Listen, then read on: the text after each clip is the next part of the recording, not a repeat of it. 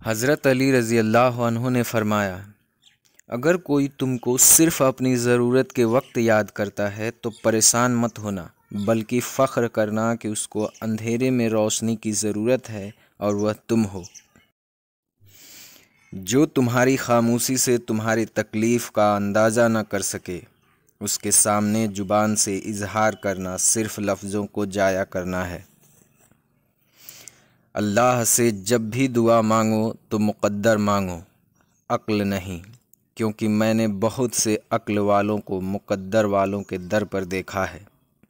سورج کی کرنیں زمین پر پڑنے سے پہلے نیند سے اٹھ جایا کرو، کیونکہ اس وقت رزق تقسیم کیا جاتا ہے۔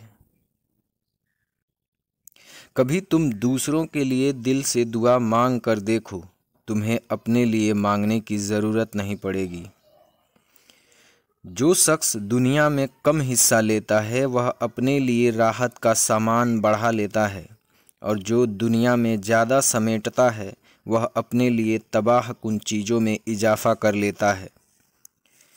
لفظ انسان کے غلام ہوتے ہیں، مگر بولنے سے پہلے تک، بولنے کے بعد انسان اپنے الفاظ کا غلام بن جاتا ہے۔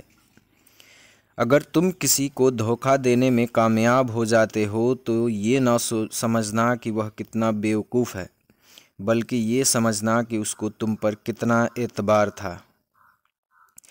مدد کرنا ایک مہنگا تحفہ ہے، اس لیے سبھی سے اس کی توقع نہیں کرنی چاہیے، کیونکہ بہت کم لوگ دل کے امیر ہوتے ہیں۔ انسان کی اچھی نیت پر وہ انعام ملتا ہے جو اچھے اعمال پر بھی نہیں ملتا، کیونکہ نیت میں دکھاوا نہیں ہوتا ہے۔ نماز کی فکر اپنے اوپر فرض کر لو، اللہ کی قسم دنیا کی فکر سے آزاد ہو جاؤ گے اور کامیابی تمہاری قدم چومے گی۔ 3 کام کسی کی دل میں آپ کی عزت بڑھاتے ہیں۔ پہلا، سلام کرنا، دوسرا، کسی کو جگہ دینا، اور تیسرا، اچھے نام سے پکارنا۔ 3 چیزیں انسان کو اللہ سے دور کر دیتی ہے۔ پہلا، اپنے علم کو زیادہ سمجھنا، دوسرا، اپنے گناہوں کو بھول جانا، تیسرا، اپنے آپ کو سب سے بہتر سمجھنا۔ کسی کے خلوص اور پیار کو بیوقوفی مت سمجھو، ورنہ کسی دن تم خلوص اور پیار کی تلاش کرو گے اور لوگ تمہیں بیوقوف سمجھیں گے۔ 5 چیزوں کی 5 جگہ پر حفاظت کرو: محفل میں زبان کی، بازار میں آنکھ کی، نماز میں دل کی، دسترخوان پر پیٹ کی، اور نگاہ میں حیا کی۔ نیند 4 طرح کی ہوتی ہے: انبیاء کی نیند، مومن کی نیند، منافق کی نیند اور شیطان کی نیند۔ سیدھے ہو کر انبیاء سوتے ہیں، دائیں طرف کروٹ لے کر مومن، بائیں طرف کروٹ لے کر منافق سوتے ہیں، اور الٹے ہو کر شیطان سوتا ہے۔ کوئی تمہارا دل دکھائے تو ناراض مت ہونا، کیونکہ قدرت کا قانون ہے، جس درخت کا پھل زیادہ میٹھا ہوتا ہے لوگ پتھر بھی اسی کو مارتے ہیں۔